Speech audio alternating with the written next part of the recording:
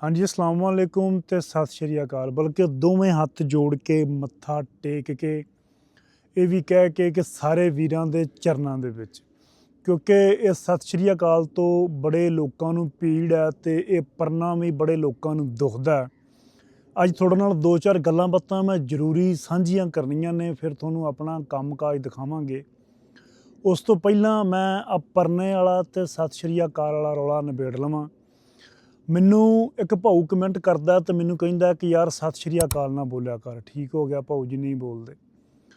ਦੂਜਾ ਕਹਿੰਦਾ ਕਿ ਬਜ਼ੁਰਗਾਂ ਨੇ ਸਤਿ ਸ਼੍ਰੀ ਅਕਾਲ ਛੱਡ ਕੇ ਇਸਲਾਮ ਕਬੂਲ ਕੀਤਾ ਤੇ ਨਵੀਂ ਨਸਲ ਫਿਰ ਦੁਬਾਰਾ ਸਿੱਖ ਬਣਨ ਨੂੰ ਤਿਆਰ ਹੈ। ਤੀਆ ਕਹਿੰਦਾ ਕਿ ਇੱਕ ਦੌਰ ਦੇ ਵਿੱਚ ਜਦੋਂ ਬੰਦਾ ਕਿਸੇ ਦੂਜੀ ਕੌਮ ਨੂੰ ਕਾਪੀ ਕਰਨ ਦੀ ਕੋਸ਼ਿਸ਼ ਕਰਦਾ ਜਾਂ ਉਹਨਾਂ ਦੀ ਮੁਸ਼ਾਬਤ ਅਖਤਿਆਰ ਕਰਦਾ ਤੇ ਫਿਰ ਕਿਆਮਤ ਵਾਲੇ ਦਿਨ ਰੱਬ ਸੋਹਣਾ ਉਹਨੂੰ ਉਹਨਾਂ ਦੀ ਸਫ ਵਿੱਚ ਹੀ ਖੜਾ ਕਰਦਾ, ਉਹਨਾਂ ਦੇ ਨਾਲ ਹੀ ਉਹ ਉਠਾਇਆ ਜਾਊਗਾ। ਠੀਕ ਹੋ ਗਿਆ, ਕੋਈ ਮਸਲਾ ਨਹੀਂ। ਇਹੋ ਜਿਹਾ ਕਮੈਂਟ ਮੈਨੂੰ ਪਹਿਲੀ ਵਾਰੀ ਨਹੀਂ ਆਏ। ਮੈਨੂੰ 7-8 ਸਾਲ ਹੋ ਗਿਆ ਪੰਜਾਬੀਅਤ ਲਈ ਕੰਮ ਕਰਦਿਆਂ। ਮੈਂ ਲੂਆਂ ਜਿਹਾ ਸੀ। ਕਿਸੇ ਦਿਨ ਮੈਂ ਆਪਣੀਆਂ ਪੁਰਾਣੀਆਂ ਵੀਡੀਓ ਗੱਲਬਾਤ ਤੁਹਾਡੇ ਨਾਲ ਸਾਂਝੀ ਕਰੂੰਗਾ। ਇੱਦਾਂ ਦੇ ਬੰਦੇ, ਇੰਤਹਾ ਪਸੰਦ ਬੰਦੇ ਮੇਰੇ ਘਰ ਤੱਕ ਵੀ ਆਏ ਆ। ਮੇਰੇ ਪਿਓ ਨੂੰ ਵੀ ਆ ਕੇ ਕਹਿੰਦੇ ਰਿਹਾ ਕਿ ਤੇਰਾ ਮੁੰਡਾ ਸਿੱਖ ਹੋ ਗਿਆ, 24 ਘੰਟੇ ਪੰਜਾਬੀਅਤ ਦੀ ਗੱਲ ਕਰਦਾ ਰਹਿੰਦਾ, ਉਹ ਪੱਗਾਂ ਬੰਨ੍ਹਦਾ, ਉਹ ਪਰਨੇ ਬੰਨ੍ਹਦਾ, ਇਹ ਤੇ ਉਹ। ਹਾਲਾਂਕਿ ਇਹਨਾਂ ਜਾਹਲਾਂ ਨੂੰ ਇਹ ਨਹੀਂ ਪਤਾ ਕਿ ਇਹ ਪਰਨਾ ਜਿਹੜਾ ਇਹ ਸਾਡੇ ਇੱਥੇ ਜੱਟ ਜ਼ਿਮੀਂਦਾਰ ਬੰਨ੍ਹਦੇ ਆ, ਰੇਹੜੀ ਸਬਜ਼ੀ ਵਾਲਾ ਬੰਨ੍ਹਦਾ ਆ, ਆਮ ਬੰਦਾ, ਤਕੜਾ ਬੰਦਾ ਪੱਗ ਪਰਨਾ ਸਾਰੇ ਬੰਨ੍ਹਦੇ ਆ। ਠੰਡ ਆ, ਕੰਨ ਲਪੇਟ ਲਿਆ ਤਾਂ ਕੋਈ ਗੱਲ ਨਹੀਂ, ਤੇ ਚਾਹੇ ਕੰਨ ਬਾਹਰ ਕੱਢ ਕੇ ਬੰਨ੍ਹ ਲਓ, ਕੋਈ ਗੱਲ ਨਹੀਂ। ਕੰਨ ਲਪੇਟਿਆ ਇਹਨਾਂ ਨੂੰ ਐਂ ਲੱਗਦਾ ਕਿ ਇਹ ਸਿੱਖਾਂ ਵਰਗਾ ਪਰਨਾ ਬੰਨ੍ਹਿਆ ਤਾਂ ਇਹ ਸਿੱਖ ਹੋ ਗਿਆ, ਉਹਨਾਂ ਦੀ ਮੁਸ਼ਾਬਤ ਜਾਂ ਉਹਨਾਂ ਨੂੰ ਕਾਪੀ ਕਰਦਾ। ਛੋਟੇ ਦਿਮਾਗ ਦੀ ਗੱਲ ਹੈ ਨਾ। ਅੱਛਾ, ਗੱਲ ਮੈਂ ਸਾਂਝੀ ਕਰਦਾ ਪਿਆ ਸੀ ਕਿ ਮੈਨੂੰ ਇੰਨੇ ਟਾਈਮ ਤੋਂ ਬਹੁਤ ਚੀਜ਼ਾਂ ਮੈਂ ਫੇਸ ਕੀਤੀਆਂ, ਲੇਕਿਨ ਫ਼ਰਕ ਨਹੀਂ ਪਿਆ, ਕਿਉਂਕਿ ਅਸੀਂ ਨਾ ਇੱਥੇ ਪੈਸੇ ਲਈ ਆਏ ਸੀ, ਨਾ ਲਾਲਚ ਲਈ ਆਏ ਸੀ, ਨਾ ਫੇਮ ਲਈ ਆਏ ਸੀ। ਸਾਡੇ ਅੰਦਰ ਇੱਕ ਦੁਖਾਂਤ, ਇੱਕ ਪੀੜ, ਇੱਕ ਜਜ਼ਬਾ ਸੀ ਇਸ ਧਰਤੀ ਨੂੰ ਲੈ ਕੇ ਤੇ ਇਸ ਬੋਲੀ ਨੂੰ ਲੈ ਕੇ ਕਿ ਸਾਡੀ ਬੋਲੀ ਦਾ ਇੱਥੇ ਕੀ ਹਾਲ ਹੈ। ਕਿਤੇ ਵੀ ਸਕੂਲਾਂ, ਕਾਲਜਾਂ, ਯੂਨੀਵਰਸਿਟੀਆਂ 'ਚ ਈਵਨ ਕਿ ਸਾਡੇ ਬੋਲਣ 'ਤੇ ਵੀ ਪਾਬੰਦੀ ਸੀ। ਸਾਡੇ ਸਿਰ ਲਟਕੇ ਤਲਵਾਰ, ਇਹ ਹਿਸਾਬ ਸੀ ਸਾਡਾ। ਠੀਕ ਹੈ, ਪੈਸਾ ਕਮਾਉਣਾ ਹੁੰਦਾ ਜਾਂ ਕੋਈ ਹੋਰ ਲਾਲਚ ਹੁੰਦਾ ਤੇ ਮੇਰੇ ਮਿਲੀਅਨਸ ਦੇ ਵਿੱਚ ਮੇਰੀ ਰੀਚ ਹੈ। ਫੇਸਬੁੱਕ, ਇੰਸਟਾਗ੍ਰਾਮ, ਟਿਕਟੋਕ 'ਤੇ 8-8 ਲੱਖ, 5-5 ਲੱਖ ਮੇਰੇ ਫੋਲੋਵਰ ਨੇ। ਮੈਂ ਕਦੇ ਦਾ ਪੱਲਾ ਝਾੜ ਕੇ ਸਾਈਡ 'ਤੇ ਹੋ ਕੇ ਤੇ ਕਿਸੇ ਹੋਰ ਗੱਡੀ ਚੜ੍ਹ ਜਾਂਦਾ ਤੇ ਮੈਂ ਰੁਪਈਆ ਅੱਜ ਥੱਬਿਆਂ ਨਾਲ ਕਮਾ ਲੈਂਦਾ। ਜਿਵੇਂ ਉੱਥੋਂ ਕਮਾਉਂਦਾ, ਉਹ ਵੀ ਸਾਡੇ ਅੰਦਰ ਚੀਜ਼ ਕੋਈ ਨਹੀਂ ਗੀ, ਅਸੀਂ ਖਾਲਿਸ ਸੀ। ਦੂਜੀ ਗੱਲ ਇਹ ਹੈ ਮੇਰਾ ਭਾਊ ਕਿ ਮੇਰਾ ਦਿਮਾਗ ਹੈ ਸੈਕੂਲਰ ਜਿਹਾ। ਮੈਂ ਇਸ ਧਰਤੀ ਨੂੰ ਪਿਆਰ ਕਰਦਾ। ਇਸ ਧਰਤੀ 'ਤੇ ਰਹਿਣ ਵਾਲਾ ਹਰ ਉਹ ਧਰਮ, ਹਰ ਉਹ ਇਨਸਾਨ, ਹਰ ਉਹ ਬੰਦਾ ਮੇਰੇ ਵਾਸਤੇ ਕਾਬਲੇ ਇਹਤਰਾਮ ਹੈ। ਠੀਕ ਹੈ, ਇਹ ਨਹੀਂ ਕਿ ਨਿਰੇ ਮੁਸਲਮਾਨ ਹੀ। ਮੇਰਾ ਦਿਮਾਗ ਤੁਹਾਡੇ ਵਰਗਾ ਨਹੀਂ ਹੈ। ਮੇਰੇ 'ਤੇ ਇੰਪੋਰਟ ਕੀਤਾ ਹੋਇਆ ਇਤਿਹਾਸ, ਇੰਪੋਰਟ ਕੀਤੇ ਹੋਏ ਹੀਰੋ ਤੇ ਇੰਪੋਰਟ ਕੀਤੀ ਹੋਈ ਬੋਲੀ ਜਿਹੜੀ ਆ ਉਹ ਅਸਰ ਨਹੀਂ ਕਰਦੀ। ਅਲਹਮਦੁਲਿਲਾ ਦਿਮਾਗ, ਸੋਚ ਆਪਣੇ ਹਿਸਾਬ ਨਾਲ ਚੱਲੀਦਾ। ਤੁਸੀਂ ਜਿਹੜੇ ਨਿੱਕੇ ਨਿੱਕੇ ਗੌਰੀ, ਗਜ਼ਨੀ, ਅਬਦਾਲੀ ਤੇ ਬਾਬਰੀ ਤੇ ਪਤਾ ਨਹੀਂ ਕੀ ਬਣੇ ਫਿਰਦੇ ਹੋ ਨਾ, ਉਹ ਤੁਹਾਨੂੰ ਮੁਬਾਰਕ। ਤੁਸੀਂ ਆਪਣਾ ਪਿਓ ਲੱਭਣ ਵਾਸਤੇ ਅਰਬਾਂ 'ਚ ਗਿਆ, ਤੁਹਾਨੂੰ ਛਿੱਤਰ ਮਾਰ ਕੇ ਉਹਨਾਂ ਕੱਢ ਤਾ, ਤੁਹਾਨੂੰ ਮੁਸਲਮਾਨ ਹੀ ਨਹੀਂ ਸਮਝਦੇ ਹੈਂ, ਵੀਜ਼ੇ ਬੰਦ ਹੋ ਗਿਆ। ਤੁਸੀਂ ਆਪਣਾ ਪਿਓ ਲੱਭਣ ਵਾਸਤੇ ਤੁਰਕਾਂ 'ਚ ਗਿਆ, ਤੁਹਾਨੂੰ ਉਹਨਾਂ ਛਿੱਤਰ ਮਾਰ ਕੇ ਕੱਢ ਦਿੱਤਾ, ਤੁਸੀਂ ਖੱਜਲ ਹੋ ਗਿਆ। ਤੁਸੀਂ ਮੁੜ ਕੇ ਆਪਣਾ ਪਿਓ ਲੱਭਣ ਵਾਸਤੇ ਅਫਗਾਨਿਸਤਾਨ ਚਲੇ ਗਿਆ, ਤੁਹਾਨੂੰ ਉਹਨਾਂ ਵੀ ਛਿੱਤਰ ਮਾਰ ਕੇ ਤੁਹਾਡੇ ਨਾਲ ਜੰਗ ਲਾ ਲਈ, ਉਹ ਤਾਲੀਬਾਨ ਬਣ ਗਿਆ। ਤੁਸੀਂ ਇੱਕ ਵਾਰੀ ਆਪਣਾ DNA ਟੈਸਟ ਕਰਾ ਕੇ ਤੇ ਕਿਤੇ ਪੰਜਾਬ ਧਰਤੀ ਦਾ ਵੀ ਲੱਭਣ ਦੀ ਕੋਸ਼ਿਸ਼ ਕਰੋ ਕਿ ਕੀ ਪਤਾ ਤੁਹਾਡਾ ਪਿਓ ਪੰਜਾਬ ਹੋਵੇ।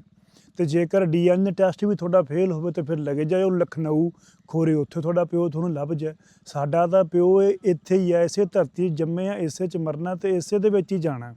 ਸਾਡੀ ਸੋਚ ਹੈਗੀ ਮਹਾਰਾਜਾ ਰਣਜੀਤ ਸਿੰਘ ਵਾਲੀ, ਰਾਜੇ ਪੋਰਸ ਵਾਲੀ, ਰਾਜਾ ਅਹਿਮਦ ਖਾਨ ਖਰਲ ਵਾਲੀ, ਸੁਲਤਾਨ ਸਾਰੰਗ ਗਖੜ ਵਾਲੀ, ਦੁੱਲੇ ਭੱਟੀ ਵਾਲੀ, ਊਧਮ ਸਿੰਘ ਵਾਲੀ, ਭਗਤ ਸਿੰਘ ਵਾਲੀ, ਹਰੀ ਸਿੰਘ ਨਲੂਏ ਵਾਲੀ ਸੋਚ ਹੈ। ਅਸੀਂ ਬਾਬੇ ਫਰੀਦ ਵਾਲੇ ਹਾਂ, ਅਸੀਂ ਬੁੱਲੇ ਵਾਲੇ ਹਾਂ, ਅਸੀਂ ਸੁਰਜੀਤ ਪਾਤਰ ਵਾਲੇ ਹਾਂ, ਅਸੀਂ ਸ਼ਿਵ ਕੁਮਾਰ ਬਟਾਲਵੀ ਵਾਲੇ ਹਾਂ। ਸਾਡੇ ਕੋਲੋਂ ਗਾਲਬ ਤੇ ਤੁਹਾਡੇ ਉਹ ਹੀਰੋ ਨਹੀਂ ਮੰਨੇ ਜਾਂਦੇ, ਨਾ ਅਸੀਂ ਉਹ ਮੰਨਦੇ ਹਾਂ। ਤਾਂ ਬਸ ਤੁਹਾਡਾ ਸਾਡਾ ਇੰਨਾ ਹੀ ਇਖਤਲਾਫ ਹੈ ਕਿ ਅਸੀਂ ਜਾ ਕੇ ਉਹਨਾਂ ਦੀ ਗੱਡੀ 'ਚ ਨਹੀਂ ਚੜ੍ਹਦੇ ਤੇ ਆਪਣਾ ਪਿਓ ਉੱਧਰੋਂ ਨਹੀਂ ਲੱਭਦੇ। ਫਰਕ ਸਿਰਫ ਇਸ ਗੱਲ ਦਾ।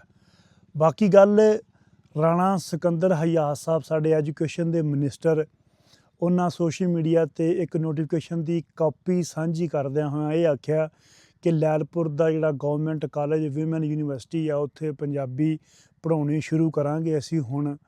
ਤੇ ਉਹ ਜਿਹੜਾ ਸਬਜੈਕਟ ਲਾਜ਼ਮੀ ਉੱਥੇ ਕਰਾਰ ਦਿੱਤਾ, ਉਹਦੇ ਵਿੱਚ ਜਿਹੜੀ ਬੋਲੀ ਦੀ ਅਹਿਮੀਅਤ, ਕਲਚਰ ਦੀ ਅਹਿਮੀਅਤ, ਪੰਜਾਬ ਦੇ ਅਦਬ ਦੀ ਲਿਟਰੇਚਰ ਦੀ ਅਹਿਮੀਅਤ ਦੱਸੀ ਜਾਊਗੀ। ਸਾਡੀਆਂ ਬੱਚੀਆਂ ਪੜ੍ਹਨਗੀਆਂ, ਬੜੀ ਚੰਗੀ ਖੁਸ਼ਾਇਦ ਅਸੀਂ ਇਸ ਚੀਜ਼ ਨੂੰ ਐਪਰੀਸ਼ੀਏਟ ਕਰਦੇ ਹਾਂ, ਪੰਜਾਬ ਗੌਰਮੈਂਟ ਨੂੰ ਵੀ ਔਰ ਰਾਣਾ ਸਿਕੰਦਰ ਯਾਦ ਸਾਹਿਬ ਨੂੰ ਵੀ। ਲੇਕਿਨ ਦੁਖਾਂਤ ਦੀ ਗੱਲ ਪਤਾ ਕੀ ਹੈ, ਅਸੀਂ ਇਹ ਚਾਹੁੰਦੇ ਹਾਂ ਕਿ ਕੱਚੀ ਕਲਾਸ ਤੋਂ ਲੈ ਕੇ 10ਵੀਂ ਤੱਕ ਪੰਜਾਬੀ ਹੋਣੀ ਚਾਹੀਦੀ। ਚਾਹੇ ਇੱਕ ਕਿਤਾਬ ਲਾਗੂ ਕਰ ਦਿਓ, ਕਿਉਂਕਿ ਮੁੱਢ ਜਿਹੜਾ ਬੇਸ ਜਿਹੜਾ ਜਵਾਕ ਦਾ ਉੱਥੋਂ ਹੀ ਭਰਨਾ। ਮਾਵਾਂ ਸਾਡੀਆਂ ਇਸ ਤਰ੍ਹਾਂ ਦੀਆਂ ਹੋ ਚੁੱਕੀਆਂ ਨੇ, ਅੰਡਰ ਮੈਟ੍ਰਿਕ ਨੇ, ਮੈਟ੍ਰਿਕ ਫੇਲ ਨੇ, 8ਵੀਂ ਫੇਲ ਨੇ, ਅਤੇ ਬੋਲਦੀਆਂ ਉਹ ਹੁੱਬ ਹਬਾ ਕੇ ਲਖਨਊ ਨੇ, ਜਿਵੇਂ ਲਖਨਊ ਦੇ ਕਿਸੇ ਘਰ 'ਚ ਬੈਠੀਆਂ ਹੁੰਦੀਆਂ ਨੇ। ਮੈਂ ਅੱਖਰ ਵਰਤਣ ਨਹੀਂ ਲੱਗਾ ਜਿਹੜਾ ਮੇਰੇ ਦਿਮਾਗ ਦੇ ਵਿੱਚ ਆਇਆ ਸੀ। ਲੋੜ ਸਾਨੂੰ ਉੱਥੋਂ ਹੈ, ਕਿਉਂਕਿ ਮਾਵਾਂ ਜਿਹੜੀਆਂ ਨੇ ਉਹ ਪੰਜਾਬਣਾਂ ਨਹੀਂ ਰਹੀਆਂ। ਪੰਜਾਬ ਦੀਆਂ ਜਿਹੜੀਆਂ ਮੇਨ ਟੌਪ ਯੂਨੀਵਰਸਿਟੀਆਂ ਨੇ 100 ਤੋਂ ਵੱਧ ਨੇ, ਉਹਨਾਂ ਦੀ ਲਿਸਟ ਮੇਰੇ ਕੋਲੇ ਹੈ। ਮੈਂ ਤੁਹਾਨੂੰ ਦੱਸੂਗਾ ਕਿ ਪੰਜਾਬ ਦੀਆਂ ਕਿਹੜੀਆਂ ਯੂਨੀਵਰਸਿਟੀਆਂ ਦੇ ਵਿੱਚ ਗਿਣੀ ਜਾਇਓ ਕਿ ਪੰਜਾਬੀ ਡਿਪਾਰਟਮੈਂਟ ਹੈ ਹੀ ਕੋਈ ਨਹੀਂ, ਅਤੇ ਪੰਜਾਬੀ ਪੜ੍ਹਾਈ ਨਹੀਂ ਜਾਂਦੀ, ਕੋਈ ਪ੍ਰੋਗਰਾਮ ਹੈ ਹੀ ਨਹੀਂ। ਔਰ ਕਿਹੜੀਆਂ ਯੂਨੀਵਰਸਿਟੀਆਂ ਦੇ ਵਿੱਚ ਪੰਜਾਬੀ ਦਾ ਪ੍ਰੋਗਰਾਮ ਹੈ ਅਤੇ ਕਿਹੜੀਆਂ ਯੂਨੀਵਰਸਿਟੀਆਂ ਦੇ ਵਿੱਚ ਡਿਪਾਰਟਮੈਂਟ ਵੀ ਹੈ, ਮੈਂ ਤੁਹਾਨੂੰ ਦੱਸੂਗਾ। ਉਹ ਗੱਲ ਬਾਕੀ ਨਾਲ ਨਾਲ ਸਾਂਝੀ ਕਰਦੇ ਰਹਾਂਗੇ। ਸਭ ਤੋਂ ਪਹਿਲਾਂ ਉਹ ਯੂਨੀਵਰਸਿਟੀਆਂ ਨੇ ਜਿਨ੍ਹਾਂ ਦੇ ਵਿੱਚ ਪੰਜਾਬੀ ਡਿਪਾਰਟਮੈਂਟ ਅਤੇ ਪ੍ਰੋਗਰਾਮ ਦੋਵੇਂ ਮੌਜੂਦ ਨੇ। ਉਹ ਯੂਨੀਵਰਸਿਟੀ ਆਫ ਲਾਹੌਰ ਹੈ, ਜਿਹਨੂੰ PU ਕਹਿੰਦੇ ਹਾਂ ਆਪਾਂ, ਉਹਦੇ ਵਿੱਚ ਡਿਪਾਰਟਮੈਂਟ ਵੀ ਹੈ, ਪ੍ਰੋਗਰਾਮ ਵੀ ਹੈ। BS Punjabi, MA Punjabi, MPhil ਵਗੈਰਾ ਉੱਥੇ ਹੁੰਦਾ। ਗੌਰਮੈਂਟ ਕਾਲਜ ਯੂਨੀਵਰਸਿਟੀ ਫੈਸਲਾਬਾਦ ਹੈ, ਇੱਥੇ ਪ੍ਰੋਗਰਾਮ ਵੀ ਹੈ, ਡਿਪਾਰਟਮੈਂਟ ਵੀ ਹੈ। ਗੌਰਮੈਂਟ ਕਾਲਜ ਯੂਨੀਵਰਸਿਟੀ ਲਾਹੌਰ ਹੈ, ਇੱਥੇ ਡਿਪਾਰਟਮੈਂਟ ਵੀ ਹੈ, ਪ੍ਰੋਗਰਾਮ ਵੀ ਹੈ। ਯੂਨੀਵਰਸਿਟੀ ਆਫ ਸਰਗੋਦਾ, ਇੱਥੇ ਡਿਪਾਰਟਮੈਂਟ ਹੈ, ਪ੍ਰੋਗਰਾਮ BS ਦਾ ਹੈ। ਇੱਥੇ Lahore college for woman university, ਇੱਥੇ ਡਿਪਾਰਟਮੈਂਟ ਪ੍ਰੋਗਰਾਮ ਦੋਵੇਂ ਨੇ। ਅਤੇ government college woman university Faisalabad Punjabi ਜ਼ੁਬਾਨ ਅਦਬ, ਜਿਹਦੇ ਵਿੱਚ ਹੁਣ ਨੋਟੀਫਿਕੇਸ਼ਨ ਇਹਨਾਂ ਜਾਰੀ ਕੀਤਾ। ਸੈਕੰਡ, ਜਿੱਥੇ ਸਿਰਫ ਆਪਣਾ ਪ੍ਰੋਗਰਾਮ ਹੈ ਲੇਕਿਨ ਡਿਪਾਰਟਮੈਂਟ ਕੋਈ ਨਹੀਂ, ਨਮਲ ਹੈ, ਉਹਦੇ ਵੀ ਮੁਖਤਲਿਫ ਕੈਂਪਸ ਦੇ ਵਿੱਚ।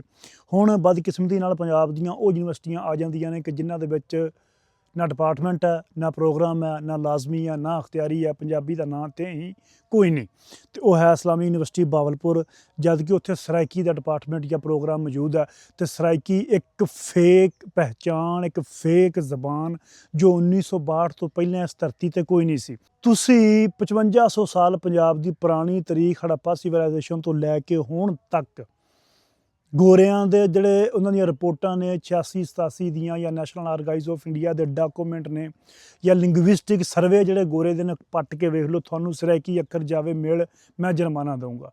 ਇਸ ਤੋਂ ਇਲਾਵਾ ਪੰਜਾਬੀ ਦੇ ਜਿੰਨੇ ਸ਼ਾਇਰ ਨੇ, ਬਾਬੇ ਨਾਨਕ ਤੋਂ ਲੈ ਕੇ ਖਵਾਜਾ ਫਰੀਦ, ਬਾਬਾ ਫਰੀਦ, ਬੁੱਲੇ ਸ਼ਾਹ, ਵਾਰਿਸ ਸ਼ਾਹ, ਮੌਲਵੀ ਗੁਲਾਮ ਰਸੂਲ ਹੈ, ਜਾਂ ਹੋਰ ਉਸ ਪਾਸੋਂ ਦੇ ਜਿੰਨੇ ਵੀ ਨੇ ਦੱਖਣੀ ਜ਼ਿਲ੍ਹਾ ਦੇ, ਕਿਸੇ ਨੇ ਅੱਜ ਤੱਕ ਆਪਣੀ ਸ਼ਾਇਰੀ ਦੇ ਵਿੱਚ ਅੱਖਰ ਸਰਾਇਕੀ ਵਰਤਿਆ ਹੋਵੇ ਤਾਂ ਅਸੀਂ ਦੇਣਦਾਰ ਹਾਂ, ਹੈ ਹੀ ਨਹੀਂ।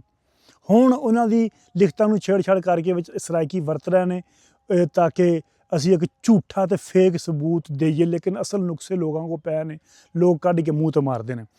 ਦੂਜੀ ਹੈਗੀ ਜੀ ਗੌਰਮੈਂਟ ਸਾਦਕ ਕਾਲਜ ਵੂਮਨ ਯੂਨੀਵਰਸਿਟੀ ਬਾਵਲਪੁਰ, ਇਹਦੇ ਵਿੱਚ ਵੀ ਨਾ ਡਿਪਾਰਟਮੈਂਟ ਹੈ, ਨਾ ਪ੍ਰੋਗਰਾਮ ਹੈ।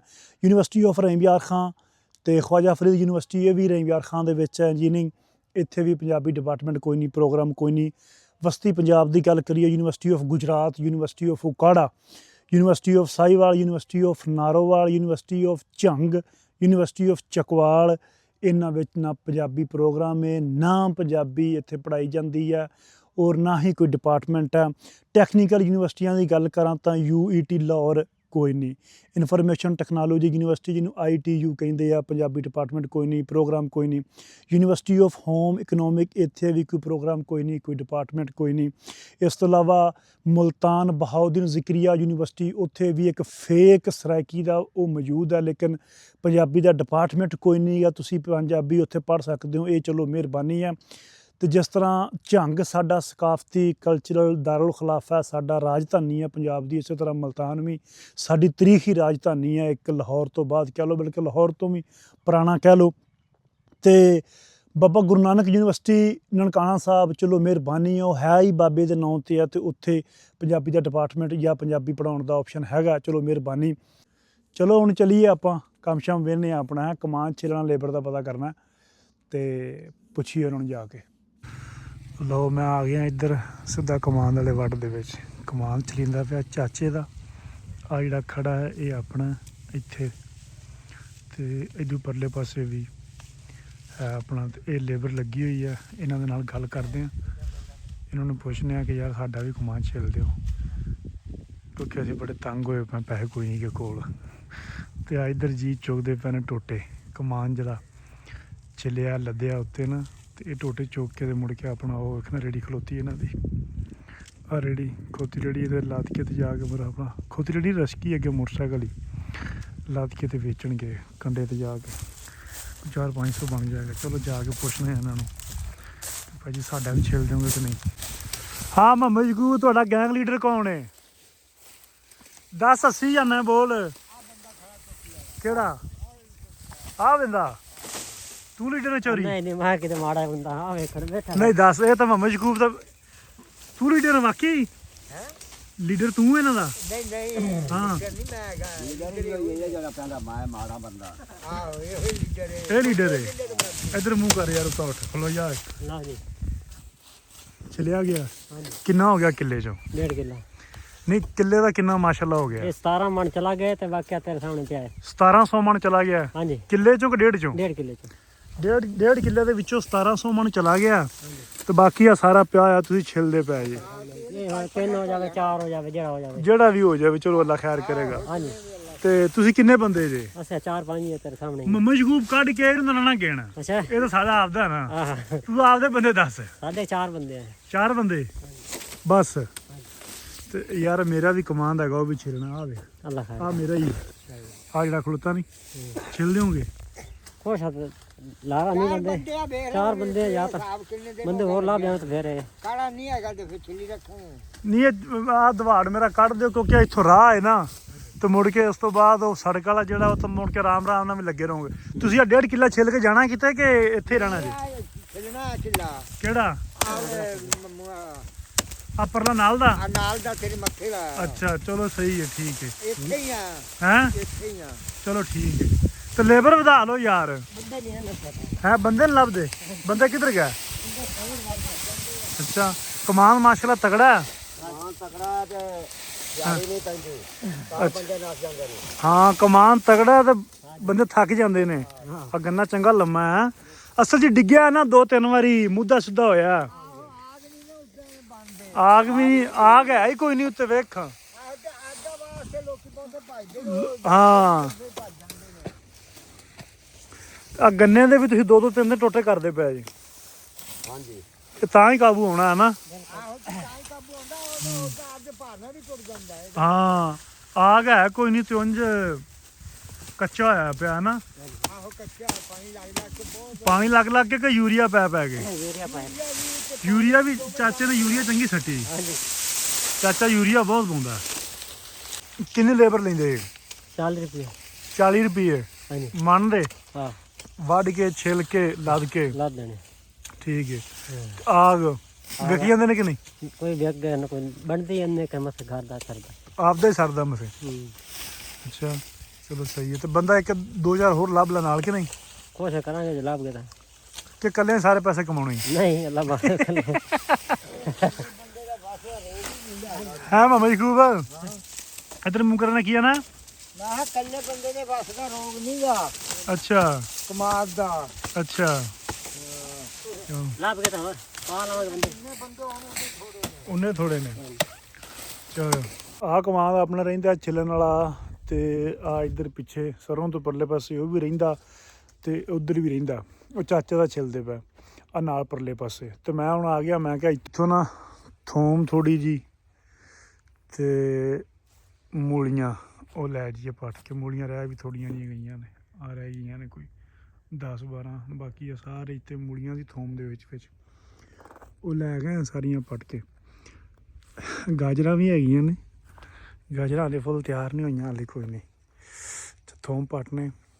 ਸਾਗ ਅੱਜ ਕੱਲ੍ਹ ਚੱਲੀ ਜਾ ਰਿਹਾ ਭਾਈ, ਮੁੱਕਦਾ ਨਹੀਂ ਪਿਆ। ਸਾਡੇ ਘਰ ਤਾਂ ਗਜਰੇਲਾ ਉਹ ਵੀ ਬਣ ਗਿਆ, ਉਸ ਤੋਂ ਇਲਾਵਾ ਪਿੰਨੀਆਂ ਉਹ ਵੀ ਬਣੀਆਂ ਪਈਆਂ ਨੇ, ਸਾਗ ਉਹ ਵੀ ਬਣਿਆ ਪਿਆ, ਤੇ ਪੰਜੀਰੀ ਉਹ ਵੀ ਬਣੀ ਪਈ। ਹੋਰ ਕੀ ਬਣਿਆ ਪਿਆ?